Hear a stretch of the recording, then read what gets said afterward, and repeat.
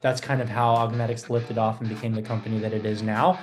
Today, we serve five of America's 10 biggest health systems and growing. Folks like HCA and Sutter and Tenet and Common Spirit, as well as many private practice down to the end of one doctor. So it's been amazing, the kind of revolution that we've created. One, I would say the obstacle is the way.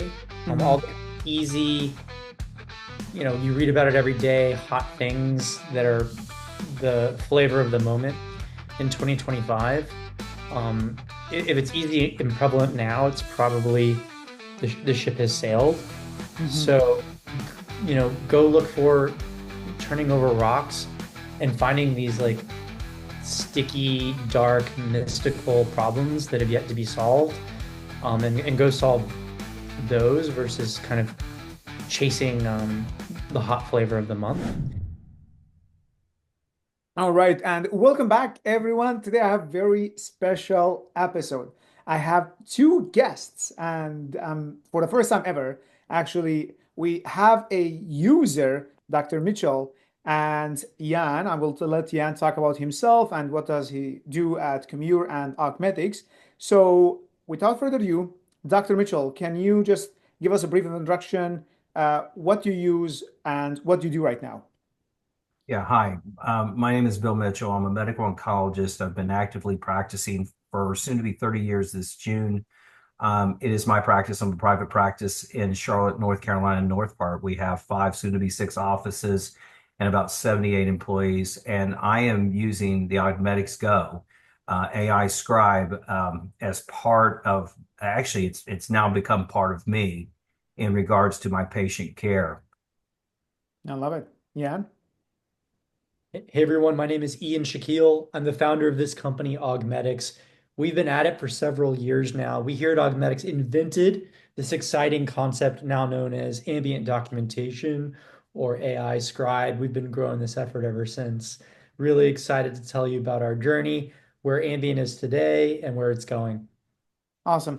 All right. So, Dr. Misha, I want to start with you first. Okay. So, let's assume I'm a physician. I'm listening to this episode, and I use the old days of like opening an app on my phone and dictating after hours.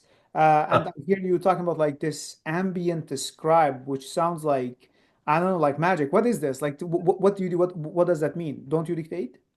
You know what's fun is I was even before that we were using cassette tapes. We were using paper charts and we were using figurines to mark out where things were abnormal. But boy, has it come a long way. I'll tell you what it is. It is the ability in a virtual moment to sit with a patient and do what you do best, which is taking care of patient, talking with them, having them talk back to you, and having something around you be able to capture that moment and be able to put it in your note in real time as you're doing it, because not only is it saving you time, it's making you more efficient. It's allowing you to be able to deliver a message and not worry about having to run out of the office, run out of the exam room, think about everything you said, and then try to put it down in paper. So you can go there and sit down and talk to the patient, and you don't type, like you don't look at your screen. Oh, okay. Well, if you want to open up that, I would love to talk about that. The way how I got into this is that I'm part of Cardinal, and they were telling me that they were going to ask me to beta test an AI scribe. Well, I love technology, but this was an interesting idea because I usually use Dragon dictation. Hmm. So what it was allowing me to do was just basically it's a program in which I go into a room, and what I'll do is I'll just take the phone, I'll hit the record, I'll just put it off to the side, and I'll just say, "Hello, Mrs. So and so, how are you? Let's talk about your history. Let's talk about what's going on with you. Let's talk about what's happening." Meanwhile, as we're having this conversation, their complaints are being put into the system, and it's building your review systems. It's building your history of present illness. It's building your interval history. It's building your assessment plan each time. So, for example, they say, "Hey, I was just diagnosed with atrial fibrillation, and this is what Dr. So-and-so did." And this is just building into the assessment plan as it's going. So therefore, your complexity goes up. And what I find the power of this thing as I'm using it is that a lot of times in oncology, patients have disabilities and they have forms. Yeah. And if you don't, not so much because they ask, most of the disability forms want you to quantify. It makes it so much easier for support staff when they pull up this note and they see the severity of the symptoms and everything else. They're able to do the paperwork in quicker times. I find myself more efficient. I find myself more thorough, and I find that my assessment and plans are more complete. And for anyone else who are picking up my notes, they can really pick up and follow it much better. Yeah. So it's an AI that writes your note, and all you have to do is see patients, and you don't worry about your notes. That's correct. And not only do you see the patients, but you're able to capture a lot of their complaints because we're only most of the time we can remember about 7 good bits of information as we're bringing it. This thing's capturing everything, Yeah, and a lot of sometimes notes are like the patient's doing well, tolerating chemotherapy, proceed. That's it. Although in real exactly. life, you would talk to them like for 2 hours and you would discuss like much more than that. Yeah. And what I also find that I find the power in it is a lot of times when you're dealing with psychosocial issues Yeah. and you're dealing with when you're dealing with the other issues associated with an oncology patient, it builds that into it even builds a smoking cessation part. When you talk to somebody about their smoking, it goes ahead and puts it in the assessment plan about smoking cessation and things that you talked about within the note. So Wow. oh yeah, it's that good. It really is that good. So do you feel like it's saving you time? Like after you finish your clinic, do you sit down and document, or that's it for the day? Like you're done documentation when you see patients? It has cut about 40% of my time Oh, in wow. the office. Yeah, I can my normal schedule is about anywhere from 18 to 25 patients dependent, and I'm able to get through the day. My notes are done by 4:30 and I'm in my car going home. That's amazing. And 18 to 25 patients, that's not easy number. Especially we're talking about like you are treating cancer patients. These patients like require Yeah. like more time and because like you are telling me they have cancer, their cancer progressed, or they're telling bad news or good news. So it's not something like easy to wrap up like quickly. No, you're exactly right because that way, because historically you would try to, again, to be fair, you're trying to do the best you can and try to be efficient as you can, and then you have to go out and write that note, which chews up time. Here, you're able to spend more time to explain more things and to be in more detail, and Yeah. that note's being written as you're talking. Can you tell me the story like how you got involved with this like AI scribe and how you were introduced to Augmedix and Commure? Yeah, I am. Through our practice, we work with Cardinal Vital Source, Hmm. and Vista is the company that works with Cardinal. And when Hmm. they had acquired Ion, Hmm. they were working with Augmedix in regards to this. The Vista was actually working with this program, the AIscribe, as a beta. And so Nini Wu, who was with Navista, she and I hit it off really well. She asked if I would be interested, and I said absolutely. And they sent me a phone. They set me up. They said basically go play, Right. Use it. and and exactly. And so what I did was, as I was playing with it, I realized, oh my gosh, the things that I could do with this. And we were talking about this medical legally. You know how sometimes you say where someone says you didn't do this, but you actually do. Well, this note will pick that up. Yeah, it will We pick were up talking. everything you talk to, or you talk to the patients about. Yeah, you think about the situation we were talking about before. I had a patient that I was seeing in follow-up, and she was getting active treatment. Unannounced to me in the room, she had gotten Benadryl and she was sedated, and I didn't like where the interview was going because she wasn't remembering things. She wanted me to re-explain things. I said, I didn't realize you were sedated. I said, let's cut this interview and let's go. The note was built, hey, physician cut off the interview, patient was sedated. Well, she called back the next day very upset because that was not her recollection. And she told me that, quote unquote, I recorded this conversation. And I said, well, as a matter of fact, I'm glad you did because I did too. And let's compare notes and make sure we're both on the same page. And of course, that right there in and of itself just showed that it was basically for patient safety. So this little program, because you think about all the things, we don't put every detail that we can into a note. Exactly, 100%. You might discuss 5,000 things with the patient, and your note is just gonna you're gonna put what's like medically relevant, treat Right. them or not treat them.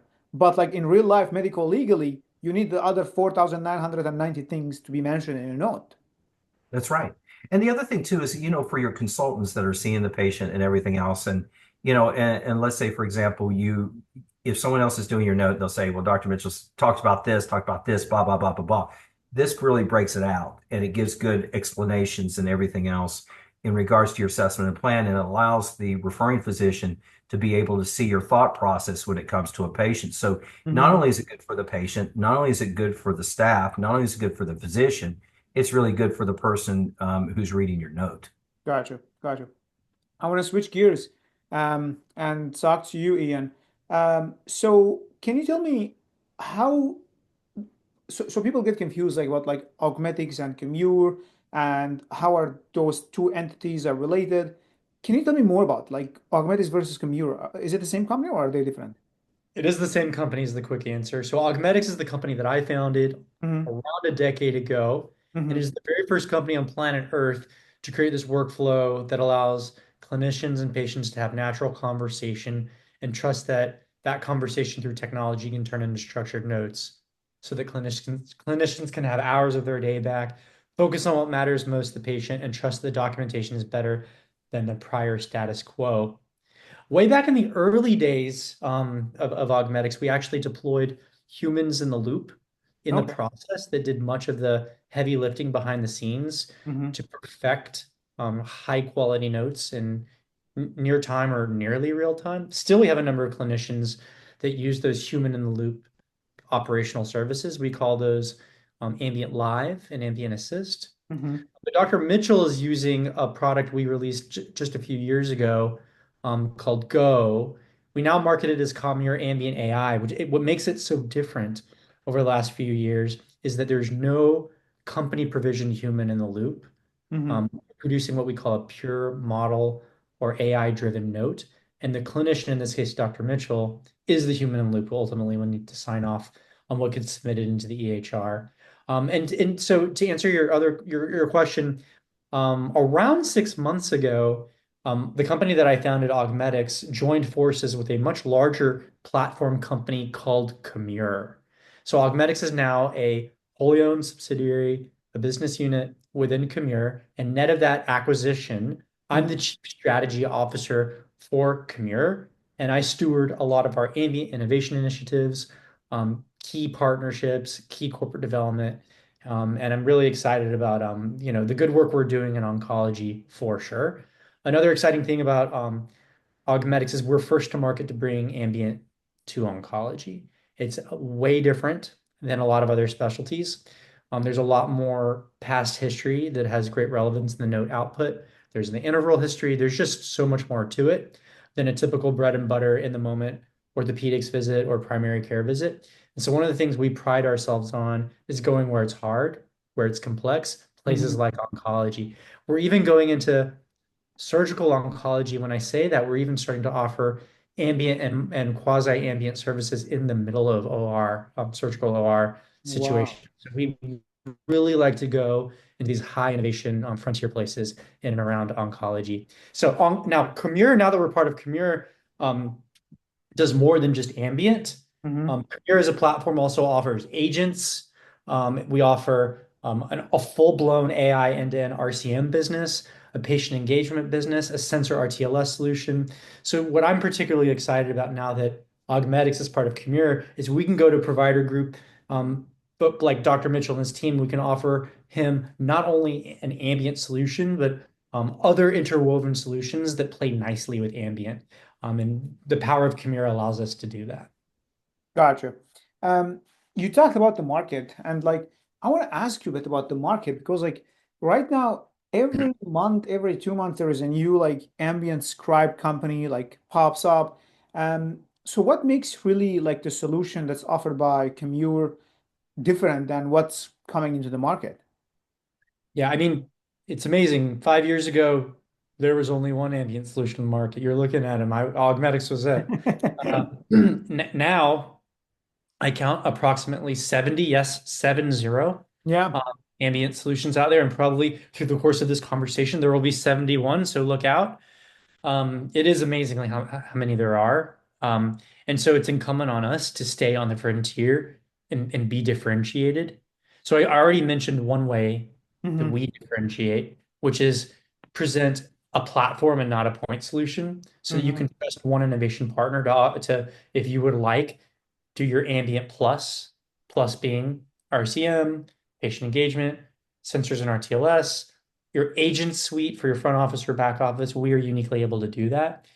Another thing that is really important that I believe is going to keep us differentiated versus competition is going sort of beyond the note in the ambient process. So something we do, and Dr. Mitchell, we should actually talk about this, is if you would like, doing all sorts of sort of automated pre-visit summaries and post-visit summaries, search and summarization associated with your ambient workflow. We also are able to do voice biomarker analysis for depression and anxiety scores and suggested next clinical steps from the Wow. voice itself. We're able to do what we call ambient nudges, so that as you're reviewing the note itself, you see certain like CDI, CDS, or patient safety opportunities tuned to oncology. We can help perform RWD and data lake output, so you can participate in life sciences projects in a safe and secure way. There's a litany of sort of beyond the core note capabilities that I think increasingly oncology groups are looking for, and I just named a few of them. And I know like value-based care and HCCs are increasingly an important component of successful oncology practices as well. And so we're starting to interweave that in our note output as well as our nudging system to help but not harass clinicians to tackle those things in service of better care and no money, no mission.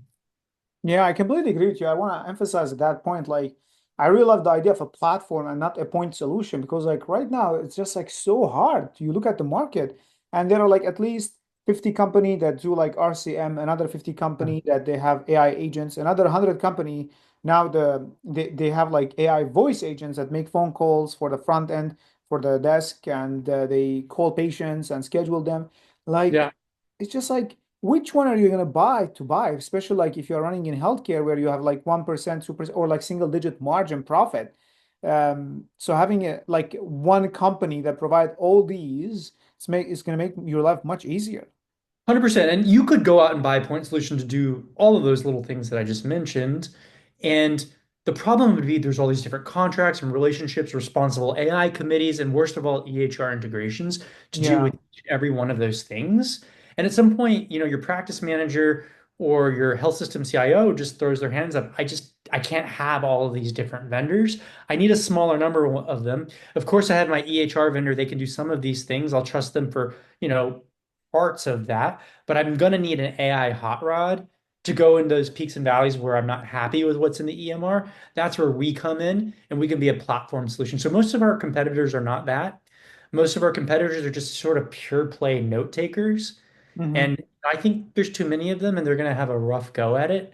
And I'm really comfortable where we are because we're getting into these sort of beyond the note and platform extension areas. And the other thing is we go where it's hard, oncology. Another place Yeah, where we go is home health, ED, hospitalist. exactly. The nodes are very easy in that space.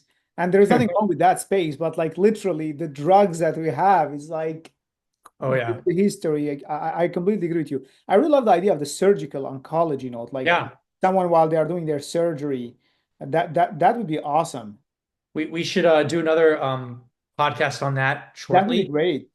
It's a very different workflow. And another interesting thing is what we're learning is there's a lot of really fascinating and important note requirements Hmm. at the end of those surgeries. And, those surgeons are ready to go home and they usually forget a lot of That's good. documentation Yeah. requirements there. And then they have to kind of be yapped at afterwards to remember what happened or this or that and the other. And what we're seeing is we're able to kind of get a lot of critical surgical documentation right at the point of care at the wrap up through our systems and in workflow nudging capability. And it's a big win right now. I love it. Dr. Mitchell, I want to switch gears back to you. So tell me, since you started using AIscribe and Augmedix slash Commure solution, how do you feel like patients' feedback and other users' feedback, physicians' feedback, been? Let's talk about patients first. Have you noticed any change in the way patients interact with you with the presence of ambient scribing versus without, or with the presence of Augmedix solution versus without Augmedix solution? I think well, first of all, they really don't know it's in the room. They just know that they're having a more interaction with the with the physician, Mm-hmm. and so the when I hit the button, I just say, look, I just want to capture the moment. Tell me everything and I just kind of like and go. And the one thing one thing I wanted to talk about was two issues in addition to what you're saying. The patient's benefit, because I just had a patient Mm-hmm. who was getting neuropathy from their adjuvant colon cancer therapy Yeah. and with the oxaliplatin, and I Yeah. had put in my note that I was going to reduce it by 50%. Mm-hmm. Well, unannounced to me within the vitals, one of the nurses had put the height in as 2 inches, and it just totally messed up Dosing. the body square, the meter Yeah, square. the body surface And area. what happened was when they recalculated the dose, the oxaliplatin went to 11 milligrams. They had no idea how it happened. They were not able to really chase it down.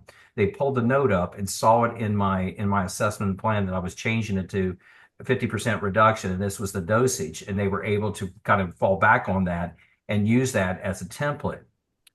In regards to so staff is able to use the note, and in real time as you're talking to the patient, I'm reducing your dose, here's why we're doing it, I'm changing your frequency to every 3 weeks because you're under good maintenance and you're having some slight toxicity. You're doing all these things and you're talking to them on the fly as this is happening.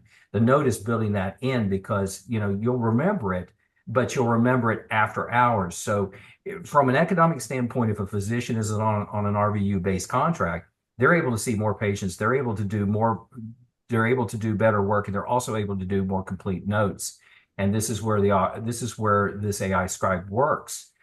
For the reference, they see what's going on. They understand it, and if they have a specific question, they say, "Hey, I saw your note." As a matter of fact, last week a physician texted me and said, "Hey, I saw your note.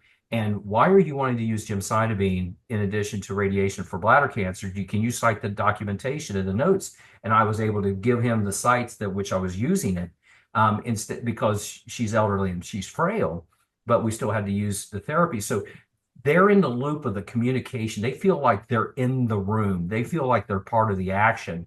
And so therefore they're not on the phone waiting on hold in the queue wanting to talk to a physician. Yeah. If they need information, this thing is slick, it's efficient, it's robust, but most importantly, for me, it's complete. I love it. I love it. Um, Now I want to switch gears back to Ian. Tell me a bit about so now it's I know like it's a great moment to hear like um, why you build Augmedix and listening to the end user and what they are experiencing and the effect that the solution have on the patient and the physician. But like take me back 10 years. Why did you start all this?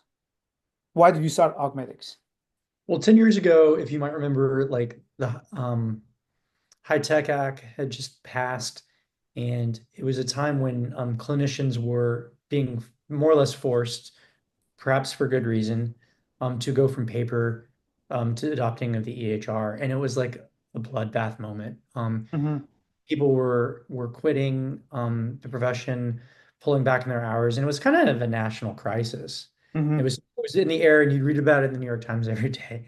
So that's kind of my kind of high altitude exposure, and I at the time and previously had been working a lot with doctors through my prior work and industry experiences at Edwards Life Sciences, and heard and never stopped hearing about how just challenging and harrowing it was, how many hours a day clinicians spent on the EHR as they were migrating. It happened that in the summer of 2012, actually, I Yeah. was hanging out in the park in San Francisco, Dolores Park, with some Googlers. Some of them were working on a secretive project hardware they called Google Glass. And this was at a time before the world had heard of or knew of Google Glass. And they said, "Hey, Ian, put on these glasses. Let me know what you think. Don't take a picture. I'll get fired if you take a picture. But like, what would you do with these glasses?" And I said, "Well, put them on doctors. Let's do their documentation. Let's serve them insights." And I just sort of verbalized the Augmedix business model, like standing there in the park. And everyone disagreed with me. All the Googlers said, we're gonna build this, but we're gonna build like Pandora and like a GoPro and all these like kind of consumer facing applications. And I'm like, maybe later, but how about industry and how about doctors? So we got into this big debate. We agreed to Yeah. disagree part of ways, Which and one's that's when more important? yeah, I became obsessed from then. And I'm like, oh my gosh, these guys working on such interesting things, but they're all wrong. They're doing the wrong thing. So I kind of couldn't sleep, and I ultimately, a few weeks after that, decided I'm going to drop everything I'm doing. I'm going to build the very first glass company of any sort. I'm going to make that glass company all about doctors and documentation alleviation. And that's when I founded Augmedix, and the rest is history. And then over the months to come, we did all kinds of crazy antics and efforts to get clinicians to adopt with Wizard of Oz methods, fake 3D printed versions of Google Glass, people on the other sides of rooms simulating things. But ultimately, we began to swap in with software and cultivate the support from Google to actually care about what we were doing. And that's kind of how Augmedix lifted off and became the company that it is now. Today, we serve five of America's 10 biggest health systems and growing. Folks like HCA and Sutter and Tenet and Common Spirit, as well as many private practice down to the end of one doctor. So it's been amazing the kind of revolution that we've created. And then a few years ago, unfortunately, it makes me pretty sad. Google stopped producing Google Glass, and we've more or less migrated all of our clinicians to use ambient over phones, phones on stands, phones in pockets with lapels, some ribbons on their web stations, sometimes even embedding in their EMR for appropriate EMRs. The way I view it, ambient was never really about the hardware modality, kind of the front end listening device, though it's kind of sexy to talk about it. But Yeah. really, it's all about the behind the scenes part is what makes Okay. ambient The so back. exciting. It's about the capability, the model, and the note taking. And whether or not you're using your Apple Watch or instrumented smart room, or embedded inside of Epic Haiku, which we can do, or Meditech Expanse Now, that's sort of incidental. What is the front end listening device? One day we will have clinicians using Google Glass again, though. Mark my word. I love it. I love it. Okay, last two questions. Dr. Mitchell, I want to switch gears to you. Let's say I'm a physician, I'm listening to this episode, and I'm hesitant to spend another X amount of dollars on another solution. What advice do you have for me? The advice I would have is think about how efficient you would be. Think about how many patients you can see. Think about how thorough you can be. Think about how complete you can be. And think about how much you can be by utilizing this modality. And I do share with Ian with when everything was changing from paper over to the EMR, I was part of that old generation coming in, but you can see more, you can do more, you can be more, and the patients will get more if you utilize this product. And it is worth its weight in gold, because what you will do is you'll be able to see more patients, you'll be able to do more things, and you'll be able to recapture that for any financial toxicities that you may have utilizing this program. I love it. Okay, last question. Ian, to you. Let's say I'm a healthcare entrepreneur. I'm listening to this. You are so lucky, my man. You went through like all the stages and the dreams of like entrepreneur, from building a company, getting acquired, and now like listening to the user. So what advice do you have for someone who's just starting in healthcare? What do you think is like, give me like two or three. I know we can't summarize it in two or three, like what advice do you have for someone to succeed in this very tough space? How did you do it? Oh man. I mean, just kind of give you kind of a waterfall of top of mind pointers. One, I would say the obstacle is the way. Hmm. All the easy, you read about it every day, hot things that are the flavor of the moment in 2025. If it's easy and prevalent now, it's probably the ship has sailed. Hmm. So, go look for turning over rocks and finding these like sticky, dark, mystical problems that have yet to be solved, and go solve those versus kind of chasing the hot flavor of the month. And in healthcare, what's so cool is a lot of those seemingly niche areas are actually enormous because healthcare is just so big.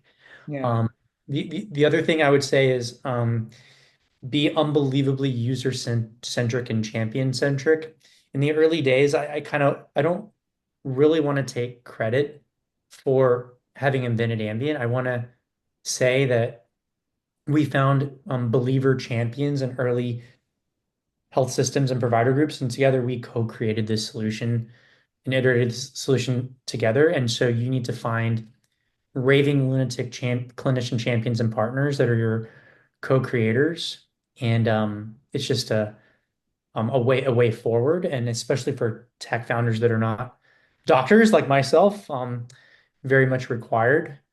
And then lastly, just the truism of surround yourself with unbelievably high quality, long-term oriented people that you want to spend nights with and that care very much about their reputation, especially in the early days. Just maintain that super high bar because these are just like 10-year plus journeys in healthcare. I wish it wasn't like crypto or some sort of flipping In a couple drug of years, you become a drone billionaire app or or something. something.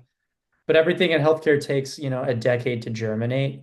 And so you just have to really pick your co-founders, the board members, your early clinician champion partners, so very carefully. And those are the things that come to mind for me. I love it. I love it. All right, gentlemen, thank you so much for being here. I don't want to take more of your time, and I really appreciate it. This is like very special episode. Thank you so much.